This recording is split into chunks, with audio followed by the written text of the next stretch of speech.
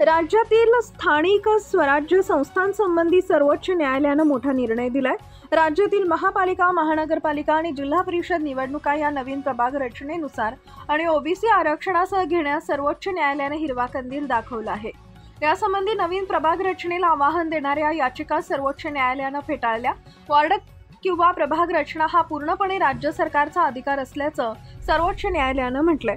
यासंबंधी 2 याचिका न्यायालयानं फेटाळल्या। त्यामुळे राज्य सरकारनं आदेश दिल्यानुसार नवीन प्रभाग रचनेनुसार राज्यातील निवडणूक होणार आहे। राज्यातील स्थानिक स्वराज्य संस्थांच्या निवडणुका या मे 2021 पासून रखडल्यात। ओबीसी आरक्षणासंबंधी एक याचिका दाखल करण्यात आली होती, त्यामुळे या निवडणुका रखडल्या होत्या। त्यावर निर्णय देत या निवडणुका ओबीसी आरक्षणानुसारच घेण्यात याव्यात असे निर्देश सर्वोच्च न्यायालयानं दिले होते।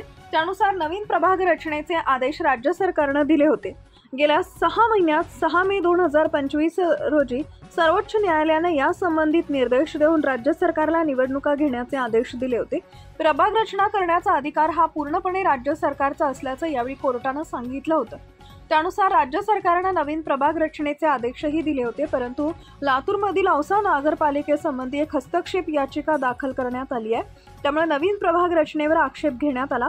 आता सर्वोच्च न्यायालयानं ही याचिका फेटाळून लावली आहे। याआधी 2 महिन्यापूर्वी सर्वोच्च न्यायालयानं राज्य सरकारला ओबीसी आरक्षणावरून काही निर्देश दिले होते। स्थानिक स्वराज्य संस्थांच्या निवडणुकीबाबत 4 आठवड्यात नोटिफिकेशन काढा आणि 4 महिन्याच्या आत निवडणूक घ्या असं न्यायालयानं म्हटलंय। 1994 ते 2022 पर्यंत जी ओबीसी आरक्षणाची स्थिती होती त्यानुसार स्थानिक स्वराज्य संस्थांची निवडणूक घ्या असं निर्देश सर्वोच्च न्यायालयानं दिलेत। राज्य सरकारला आणि राज्य निवडणूक आयोगानं दिलेल्या कार्यकाळात कार्यवाही करावी असंही न्यायालयानं म्हटलं होतं। सन 2022 मध्ये जी प्रभाग रचना झाली तो कायदा रद्द करण्यात आला, तर 2017च्या पुनर्रचनेनुसार निवडणूक होणार आहेत।